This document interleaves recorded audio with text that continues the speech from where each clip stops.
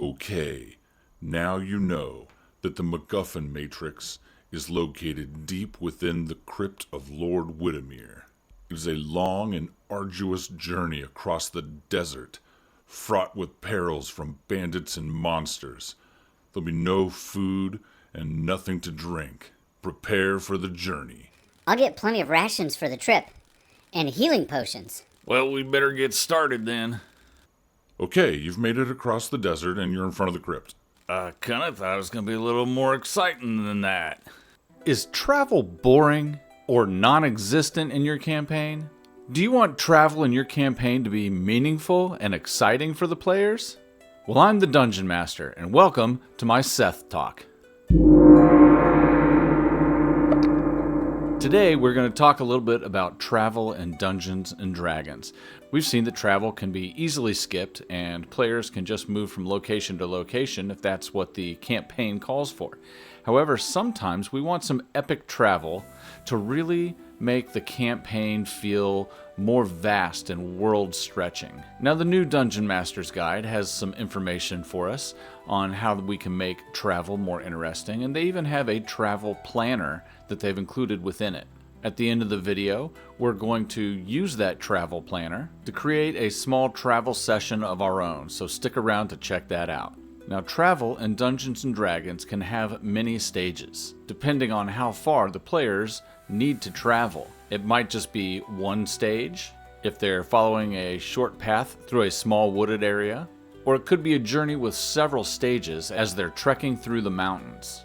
Now, the Dungeon Master Guide tells us that there are 4 steps that we need to take each time we run one of the stages, and the first step is to have the players set the pace.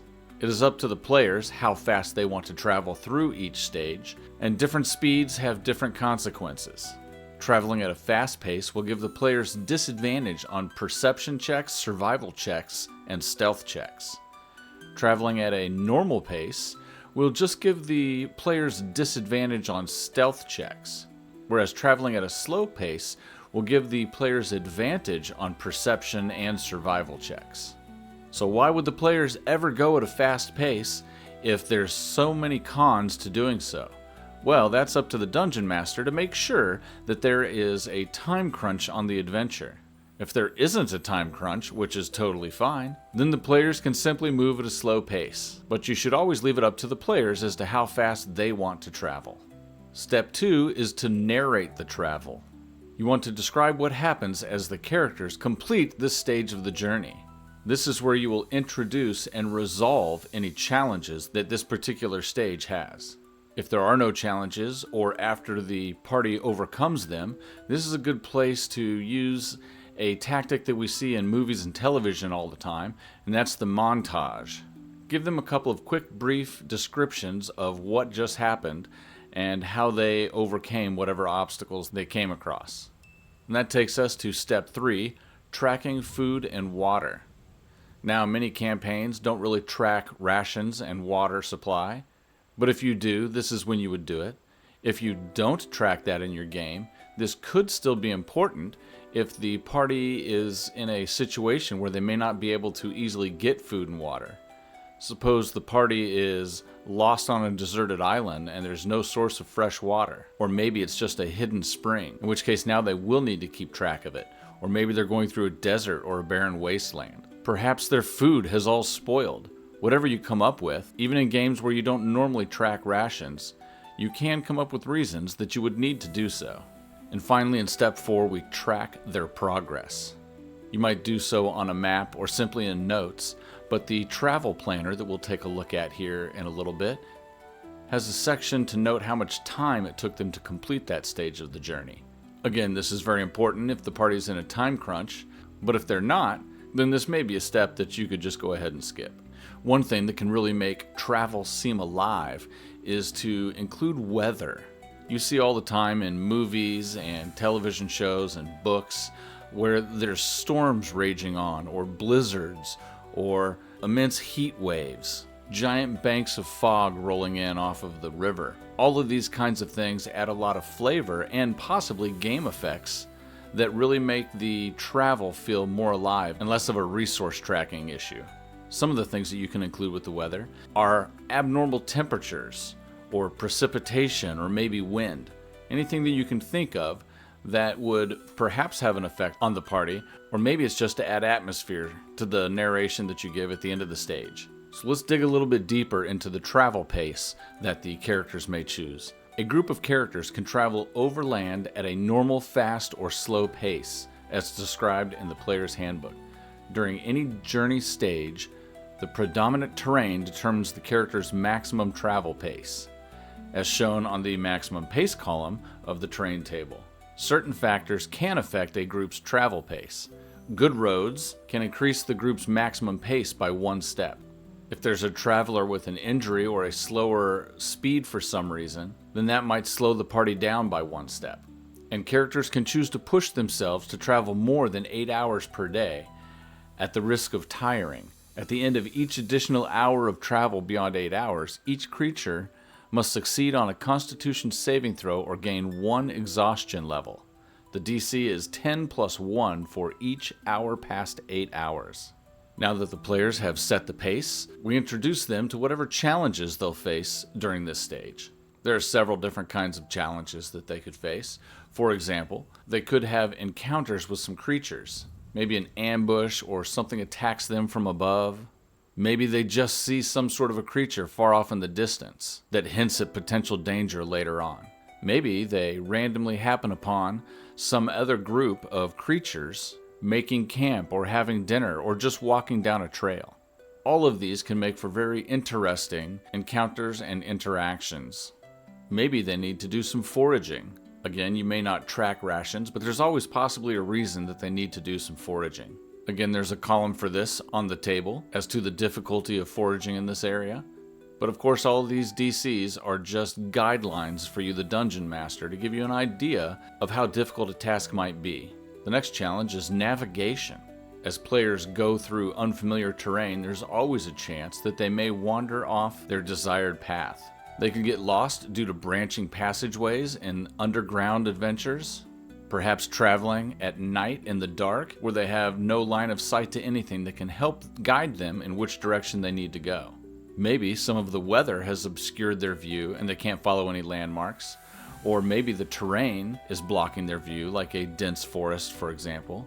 But whatever their navigation challenge is, it's really up to the Dungeon Master to decide what kind of penalty the party would get for failing a navigation challenge.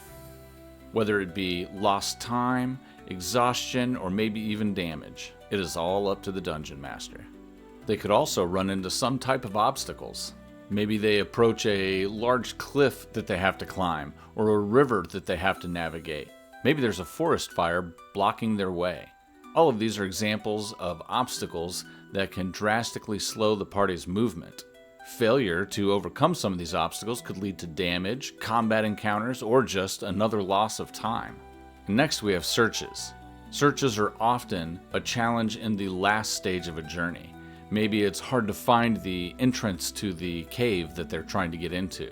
Again, we see a DC column on the table that gives us another guideline as to how difficult searches might be in certain areas. Now, of course, some searches could be more difficult or more easy based on a number of factors, including characters' history and backgrounds, their knowledge of certain terrain, or even information they may have gathered from NPCs earlier in the campaign. And then finally, the last one is tracking. This is a special kind of searching in which the players will make a wisdom survival check to try to track something. Usually, they would only need to make 1 check per stage while they're tracking. However, there's instances where they might need to make additional checks, such as whenever they take a short or long rest, they need to re-find the tracks the next day. Or maybe there is bad weather that is covering up the footprints in the snow, or even an obstacle that once the players go around, they have to re-find the tracks. Regardless, anytime you have to re-find the tracks, it's going to cost you some extra time. And this is part of the reason that putting a time crunch on your players is so important.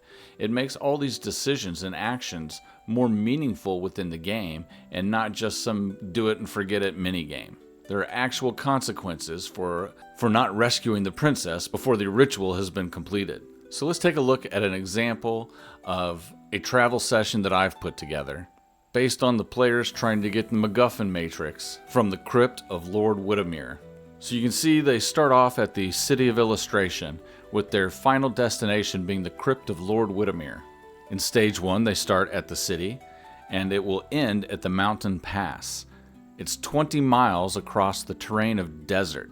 The weather is abnormally hot. If they go at a fast pace, they can complete the journey in a day. At a normal pace, it will take them 2 days.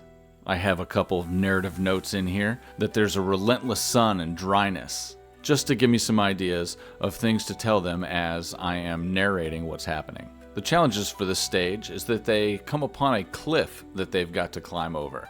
The DC is only a 14 athletics check to climb. However, a failure means that they fall, taking 2d4 damage. They gain a level of exhaustion for having to reclimb, and it costs them an extra 2 hours each time that they fail. Now you can see here in stage 2, they begin at the foot of the mountain pass that they have reached at the end of the desert, and it will end in the crypt's courtyard. It is 8 miles through the mountain pass. The terrain is mountains, and there's no adverse weather in this area. If they travel at a fast pace, it'll take them 2 hours. A normal pace is 3 hours, and a slow pace is 4 hours. My narrative notes just say that the rugged terrain has jagged peaks with possible altitude sickness. During this stage, the party will be attacked by wyverns that will swoop down from caves above them. If the party goes up to the caves to search for treasure, they'll have to make a constitution check to see if they get altitude sickness. This will be represented simply by a level of exhaustion. And finally, stage 3, they begin at the end of the mountain pass and it ends at the door to the crypt. It's only about 100 feet and there's no real terrain to deal with. It's fairly clear. It's a ruined courtyard, but the entryway has collapsed and the players must find an alternate entrance, which is a crack in the wall 50 feet south of the original entrance. So this is a searching challenge and they must search for the entrance. They can use perception to see signs of use in the area. Survival might show them some tracks. History check could tell them how these types of tombs were built and where alternate entrances might have been located. A nature check might allow them to notice a strange rock formation that isn't natural and is hiding the alternate entrance. This particular challenge really highlights the danger of trying to do it fast versus normal or slow, as you get some disadvantages on some of these skill checks if you're trying to do it quickly. But regardless, once they're done and they have found the alternate entrance to the tomb of Lord Widdermere, they still have an adventure to get to the bottom and get the MacGuffin Matrix. And if that's something that they need to return in a timely fashion, well, they're going to have to do this entire travel session in reverse back to the City of Illustration. Now, I know a lot of you old grognards like me don't really need a lot of these travel planners and tools like this, but I think especially for newer dungeon masters or for people that are a little bit less organized, these are excellent tools to help keep everything organized. I'd love to hear down in the comments some of your examples of adventurous travel that you have had in your campaigns. And please like and subscribe to the channel and turn on notifications so that we can get together again and do more of these videos. And if you're trying to come up with just the right monster for your encounters, check out this playlist right here where we go over some of the new monsters in the new monster manual. And until the next video, keep on hacking the dungeon.